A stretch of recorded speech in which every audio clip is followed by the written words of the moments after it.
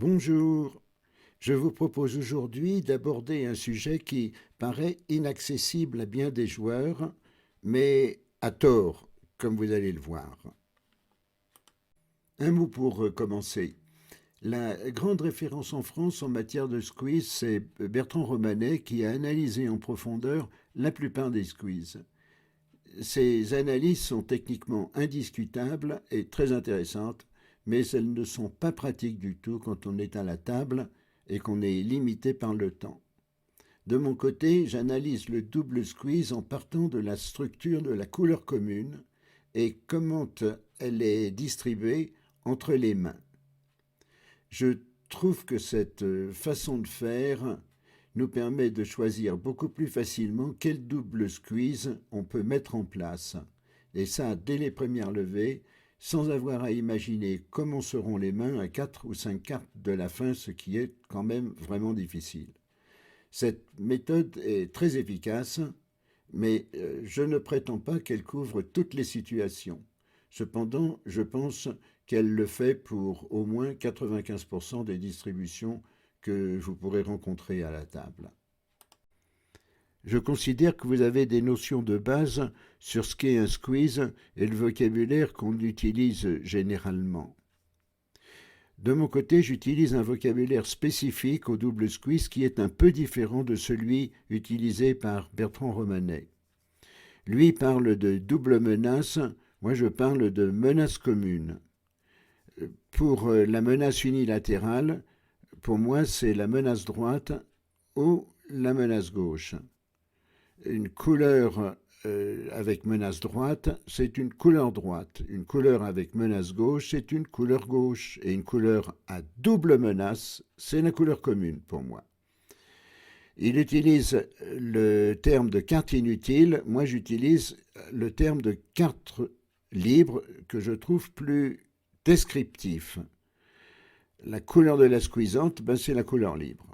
Maintenant, moi spécifiquement, j'utilise les termes suivants. Menace libérée, c'est la carte qui devient affranchie suite à la disparition de la carte correspondante. Une carte d'entrée ou entrée, c'est la carte qui sert à communiquer pour entrer dans une main donnée. Une gagnante longue, c'est une carte gagnante accompagnée d'une autre carte. Par exemple, Dame 5, ce qui veut dire que ça correspond à deux cartes. Et une gagnante allongée, c'est une carte gagnante avec une carte de plus que si elle était longue. Donc là, en l'occurrence, ça ferait trois cartes. Pour info, en anglais, on parle de pivot color pour la couleur commune et de idle card pour une carte libre. Un double squeeze correspond à deux squeezes simples appliqués simultanément ou successivement contre chacun des deux adversaires. Dans le squeeze simple, il n'y a que deux couleurs concernées, alors que pour le double squeeze, il y en a trois. Voilà, maintenant une précision extrêmement importante. La notion d'est, ouest, nord et sud disparaît quand on exécute un double squeeze. À la place, on parle de côté gauche ou de côté droit. Et ça, par rapport à la main qui détient la squeezante. Je précise ça car quand on est à la table, on pense que droite et gauche veut dire à ma droite ou à ma gauche. Ce qui fait que si un joueur est assis en sud et que la squeezante est en nord, droite désigne en fait ouest, mais s'il a la squeezante dans sa main, droite désigne est. À la base, dans la méthode que j'utilise, on a deux types de double squeeze. Le type D et le type C. Cette classification très simple est fonction de la menace qui est du côté de la squeezante. Soit la menace droite toute seule, ça sera le type D, soit la menace commune, ça sera le type C. Le type C, lui, se présente sous trois formes, C2, C1, C1DLG, qui dépendent du nombre de cartes gagnantes accompagnant la menace commune. Le 1 et le 2 représentent le nombre de cartes gagnantes qui accompagnent la menace commune. quand vous jouez un double squeeze, il y a une règle que vous ne devriez pas oublier. N'attaquez jamais de vous-même la couleur commune avant d'avoir joué la squeezante. Examinons le type D. Il est caractérisé par le fait que la menace droite est seule du côté de la squeezante. Il n'y a pas d'autre menace de ce côté-là. Dans l'exemple ci-contre, la squeezante, c'est l'as de trèfle. La menace droite, c'est le valet de cœur avec la garde droite qui est la dame de cœur. La menace gauche, c'est la dame de pique avec la garde gauche qui est le roi de pique. On a une couleur commune, c'est carreau. La menace commune, c'est le 5 de carreau. Et la carte libre qu'on va jouer sur la squeezante dépend de la carte qui sera défaussée en ouest quand on jouera la squeezante. Maintenant, quelque chose de très très important. Pour le type D, la menace commune doit être accompagnée d'une gagnante qui sert d'entrée pour jouer la menace gauche dans le cas où elle serait libérée. Et côté squeezante, il faut une petite carte dans la couleur commune.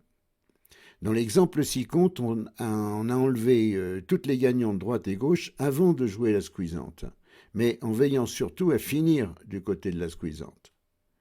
Notez que la squeezante agit simultanément contre les deux adversaires.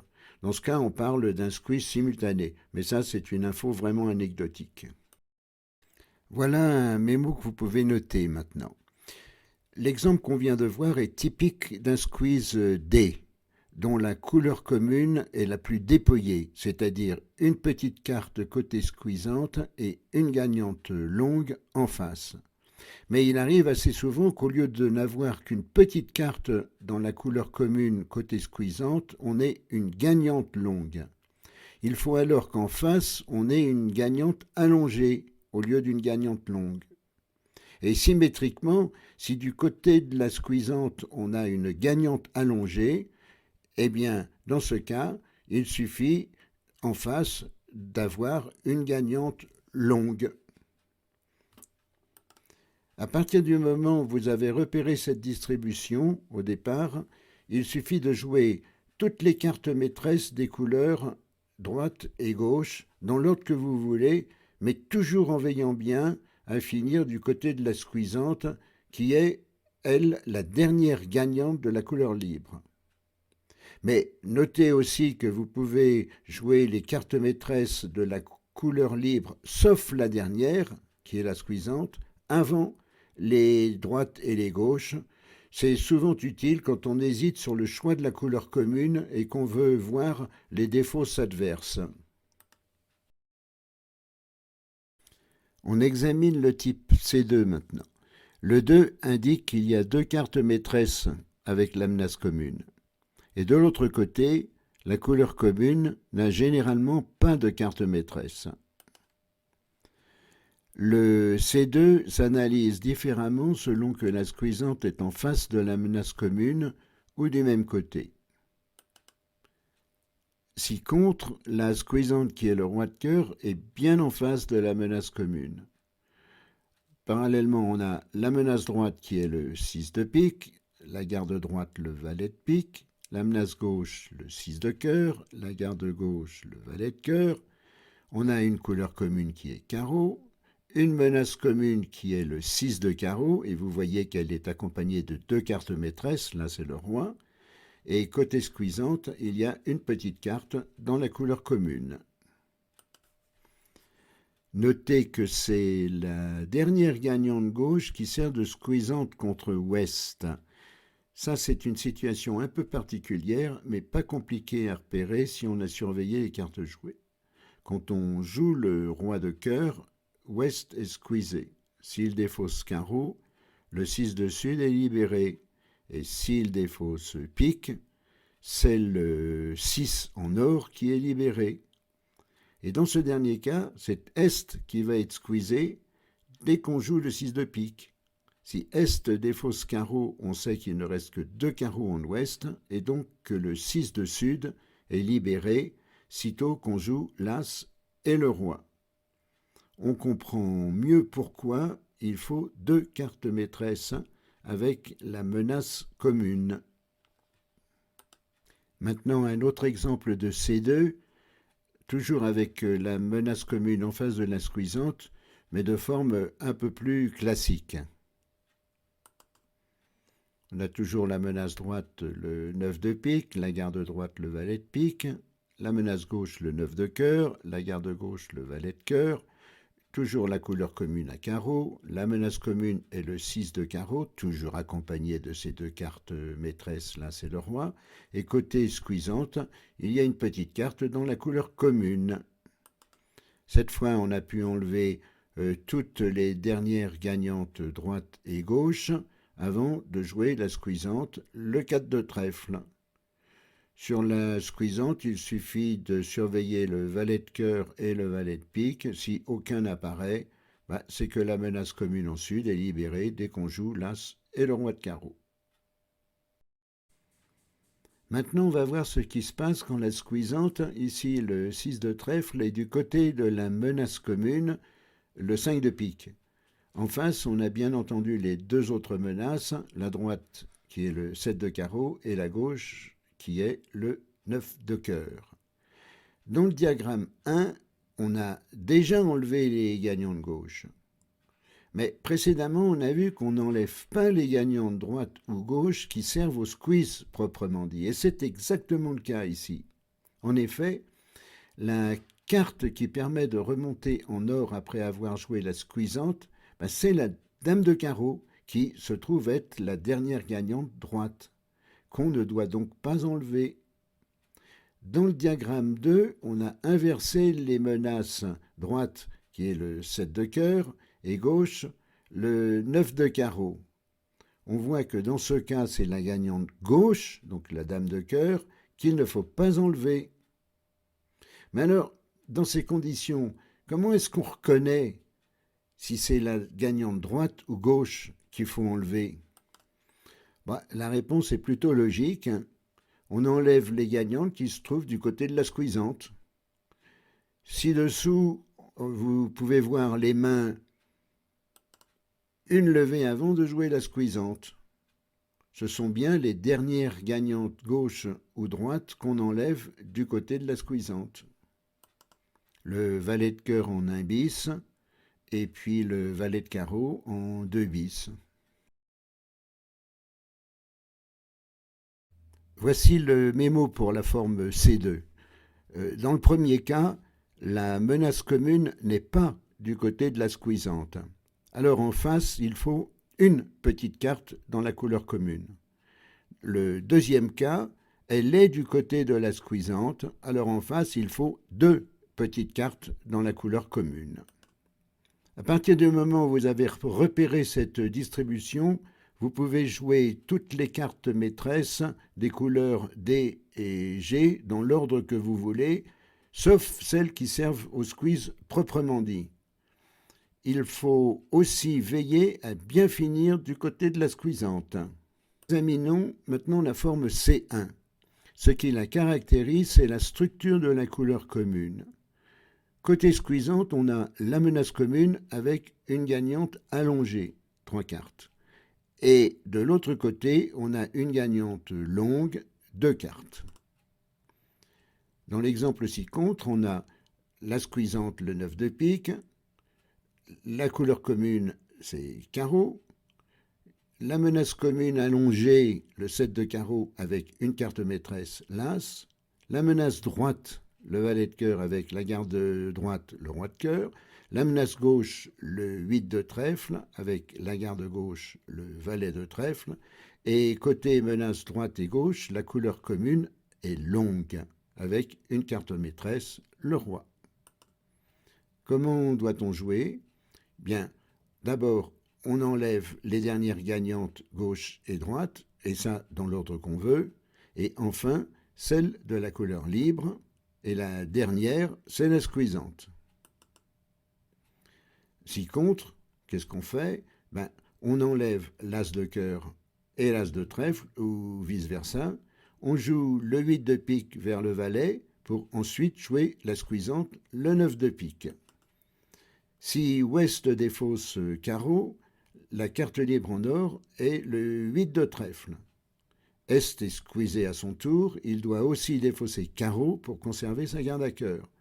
Mais s'il enlève sa garde à cœur, alors le valet en or est libéré et on peut remonter au mort via le roi de carreau. Si ouest défausse trèfle, le 8 au mort est libéré, on défausse le valet de cœur du mort et on fait le reste des levées. Voici le mémo pour la forme C1. Avant de jouer la squeezante, on enlève toutes les gagnantes droite et gauche dans l'ordre qu'on veut. Mais on peut aussi enlever les gagnantes de la couleur libre avant ou pendant qu'on enlève les gagnantes droite et gauche, sauf la squeezante bien entendu, qui doit être jouée en dernier, mais toujours en prenant soin de se trouver du côté de la squeezante pour finir. Voyons la dernière forme du squeeze C, le C1 DLG. C'est la forme la plus délicate du squeeze C. Avec l'exemple ci-contre, je vais vous expliquer les choses. On a une squeezante, le 9 de pique, une couleur commune à carreau, une menace commune longue, le 7 de carreau avec une carte maîtresse l'as, une menace droite, le valet de cœur, avec la garde droite, le roi de cœur, une menace gauche longue, le 8 de trèfle accompagné de l'as, et la garde gauche qui est le valet de trèfle. Du côté des menaces droite et gauche, la couleur commune n'a qu'une petite carte. L'ordre du jeu est impératif pour le DLG. D'abord, on enlève les dernières gagnantes droites, ensuite les gagnantes de la couleur libre, et enfin la dernière gagnante G. Voyez ci contre en haut. On commence donc par enlever l'as de cœur, qui est la dernière gagnante droite. Ensuite, on enlève les gagnantes de la couleur libre, le valet et le 9 de pique, le 9 étant la première squeezante, et enfin l'as de trèfle, la dernière gagnante gauche, qui est la deuxième squeezante. Finalement, le squeeze a lieu en deux temps. D'abord, sur le 9 de pique, ouest est squeezé et doit défausser carreau pour conserver sa garde à trèfle. Nord peut alors défausser le 8 de trèfle et est défausse tranquillement le 7 de trèfle.